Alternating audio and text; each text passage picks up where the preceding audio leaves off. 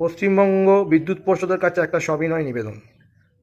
আমরা বাঁকুড়া জেলার রানীবাঁধ থানার অম্বিকানগর গ্রাম মানে জঙ্গলমহলে বাস করি। সকাল থেকে এখানে বিদ্যুৎ সংযোগ সেরকম নেই, যদিও আছে একটাতে লো ভোল্টেজ, খুব কম লাইট জ্বলছে, ফ্যান তো প্রায় ঘুরছেই না। তার জন্য সকালবেলাতেই ইলেকট্রিক সাপ্লাইকে ফোন করলাম।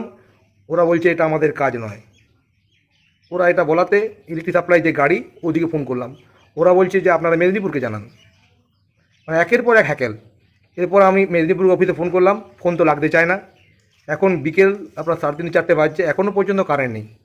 এই গরম ভ্যাবসা গরমে না পেরে আবার বিদ্যুৎ সংশোধন মানে বিদ্যুৎ অফিসে ফোন করলাম।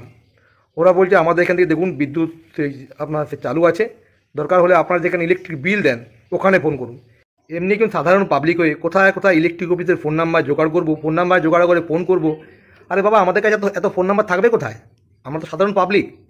আমাদেরকে এত পরিমাণে হ্যাকেল করা হচ্ছে, আর ওরা নিজেকে যেন সেই ধরাকে সরা দেখছে।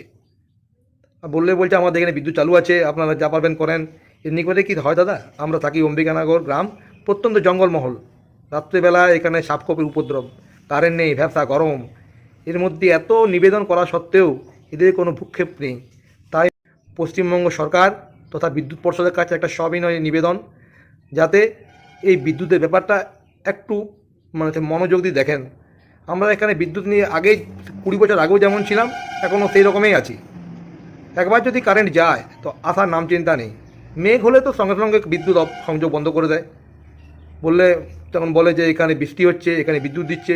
কিন্তু কি বলবো বলুন, তখন না তো মানা যায়। এখন বৃষ্টি নেই, ঝড় নেই, জল নেই, তাতেও কারেন্ট কেটে দিচ্ছে। তাতে তার জন্য আপনারা একটু সেই দৃষ্টি নিক্ষেপ করবেন, এই আবেদন রাখছি।